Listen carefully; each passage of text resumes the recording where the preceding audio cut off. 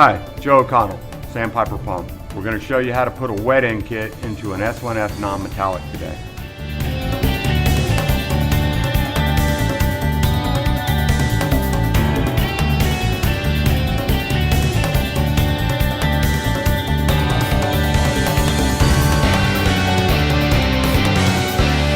Sitting on the bench, I have an S1F non-metallic center ported, an S1F non-metallic inline ported. We're going to show you how to put the kit into the S1F center ported.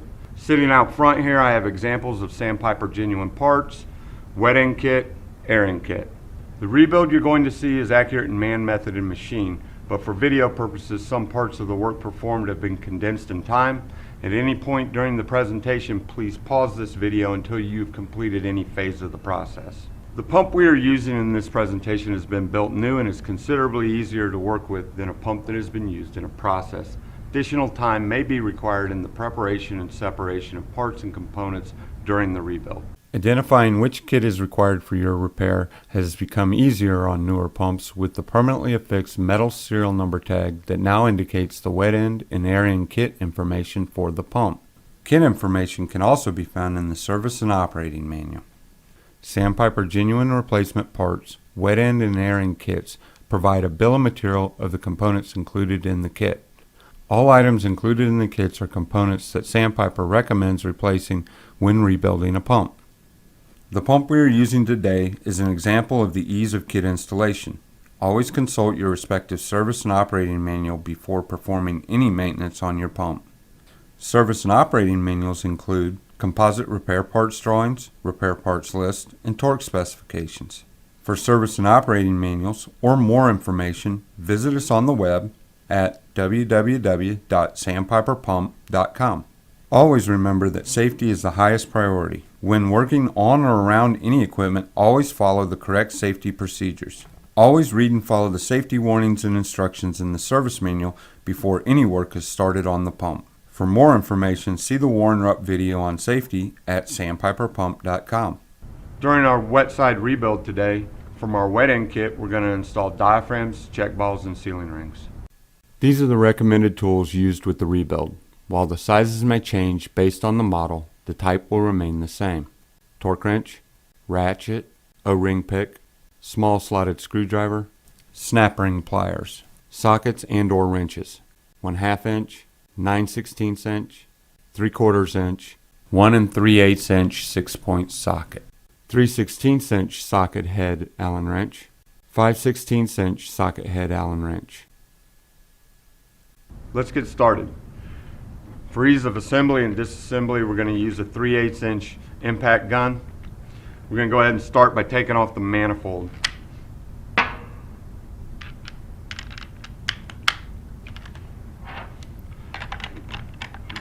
Got a couple of bolts here, so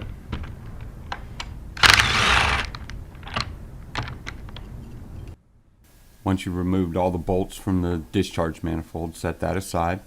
And take the sealing rings from the check ball retainers out and discard those. Take the check ball retainers out and discard the check ball.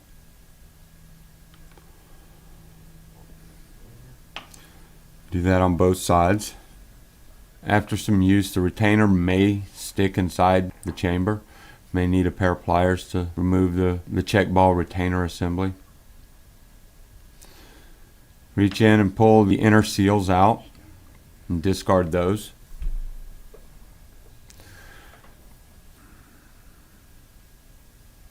Flip the pump over and then remove the suction manifold.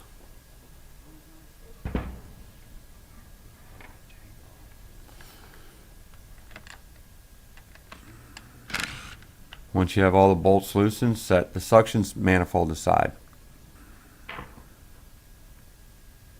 Remove the seals, the check ball retainers, and the inner seals. You can discard the seals and the check balls. Now we're going to go ahead and take one of the outer chambers off. Get the chamber off, set the chamber aside. Now we'll remove the diaphragm assembly. You're going to want to use a 6-point socket here. Outer plate is plastic. Anything but a 6-point socket may damage that plate. As you remove the diaphragm assembly, you may get the diaphragm rod out with the assembly. This is okay. Set that assembly aside and take off the opposite diaphragm chamber.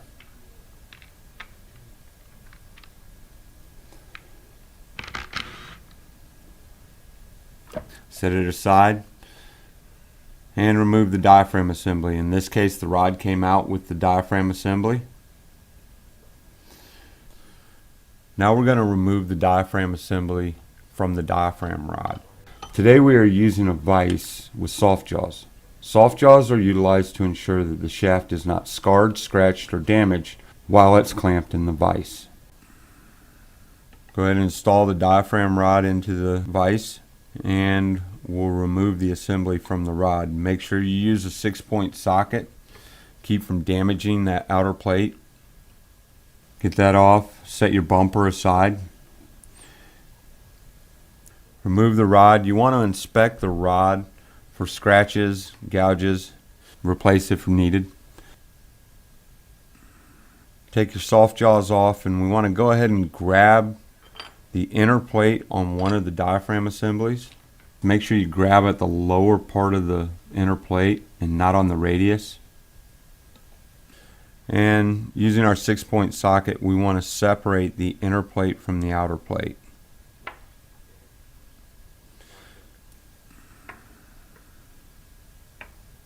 You can discard the diaphragm. We want to do that for both assemblies.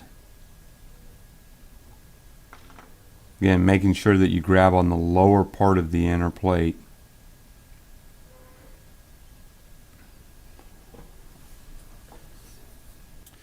Go ahead and open up your wet end components and set them out. Inspect the inner and outer diaphragm plates. Ensure the plates have no sharp edges or scarring on the radius. Plates can be cleaned up with emery paper, crocus cloth, or fine sandpaper. Make sure the radius is maintained during cleanup. Replace if necessary. Take one of the inner diaphragm plates and we're going to put it into the vise.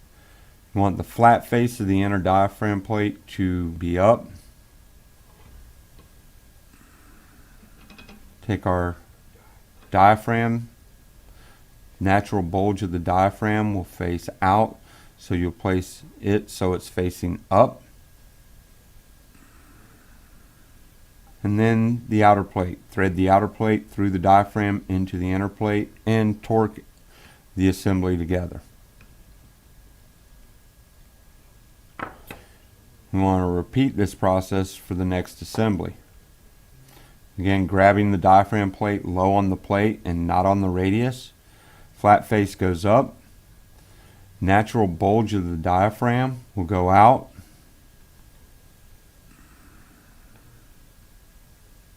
And then thread the outer diaphragm plate onto the assembly. Torque the whole assembly together to the recommended torque specifications called out in the service and operating manual. We want to then clamp our diaphragm rod back into the vise.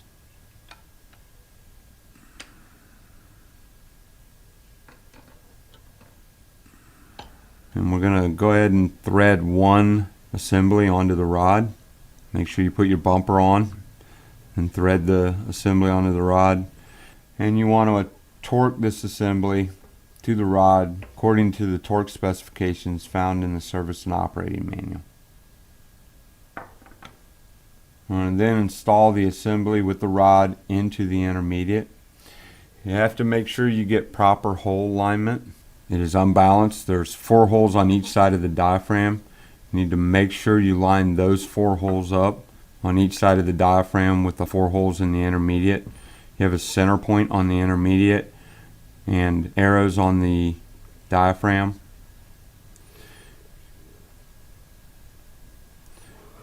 Install the rod with the assembly on and line the bolt holes up to the proper bolt hole alignment.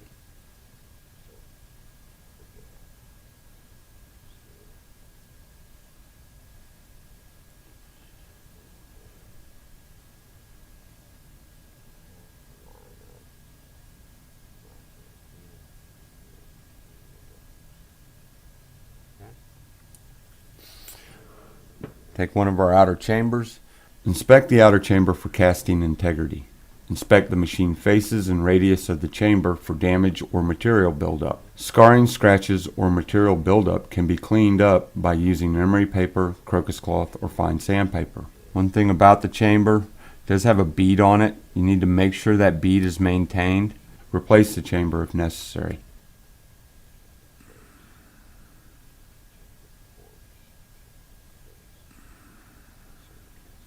There is no top or bottom to the chamber. Orientation can be either way, as long as the orientation is lined up with the nameplate and the bolt holes.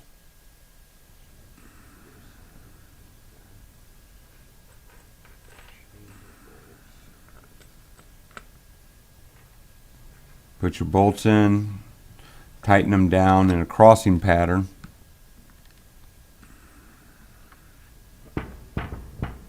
Now we're going to install the opposite diaphragm. Make sure you put the bumper onto the diaphragm rod.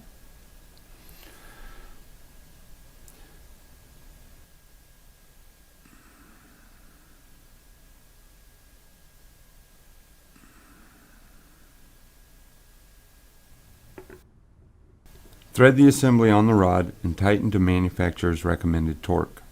If the hole alignment is not achieved at torque, always continue to tighten to achieve hole alignment, and never loosen. With the S1F, you may not be able to achieve hole alignment.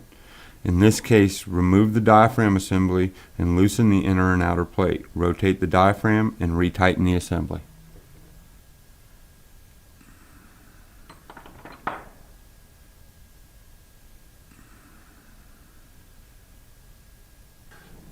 I want to go ahead and install the outer chamber. Inspect the faces, the machine surfaces, the radiuses. The outer chamber has no suction or discharge side. Just need to make sure that you align it with the proper bolt hole alignment in the diaphragm and inner chamber.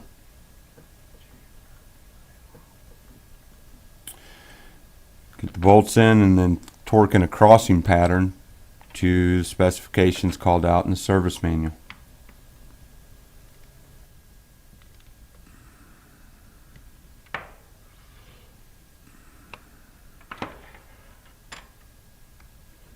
Now we're going to take our suction and discharge manifold assemblies. I'm going to take the elbows off the manifolds and replace the seals.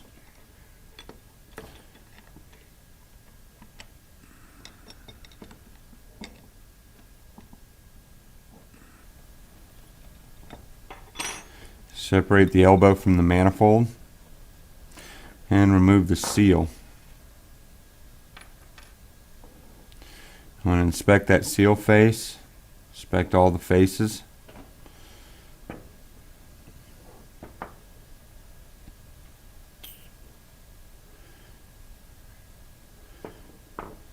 Take our new seal, place it in the receiver groove, and reassemble the elbow to the manifold, ensuring proper alignment with the opposite elbow. Install the bolts and torque in a crossing pattern to the manufacturer's recommended torque specification.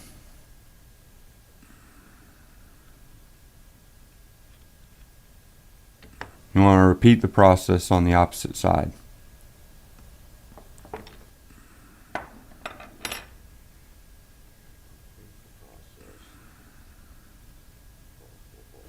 I'm going to do the same thing for the suction. Take the 4 bolts off the elbow, remove the seal, install the new seal, and retighten the bolts in a crossing pattern to the manufacturer's torque specifications.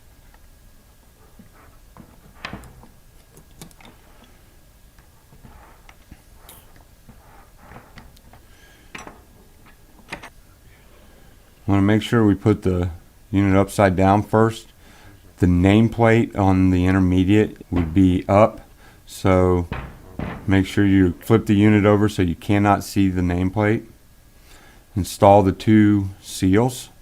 These seals have 2 sides, a V-shaped side and a flat side. The V-shaped side will always face the check valve retainer assembly. Take our check ball retainer, inspect that. We have the retainer the sleeve, and the seat. Install your check ball. With the pump upside down, the retainer side goes in first, so you'll be able to see the seat side.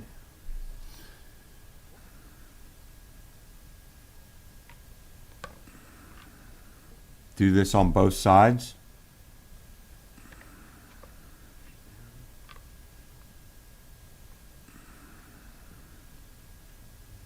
Install your new seals.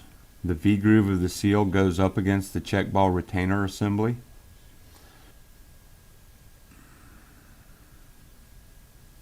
Place your manifold assembly on.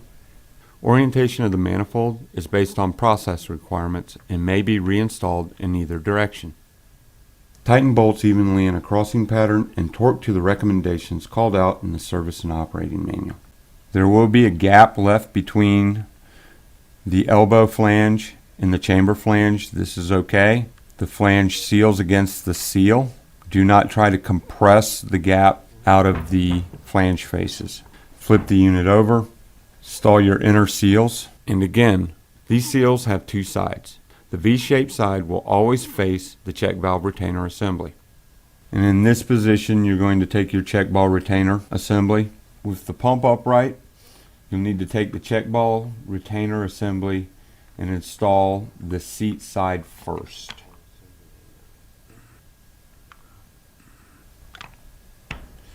Install your seals and replace your manifold assembly.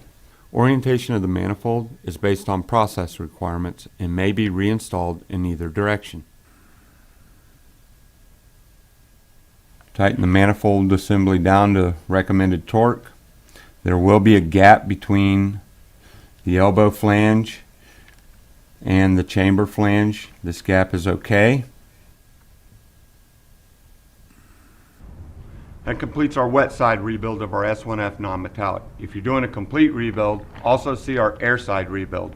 Or for additional information, find us on the web, sandpiperpump.com, or contact after sales support at service.warnerup@idexcorp.com. Thanks.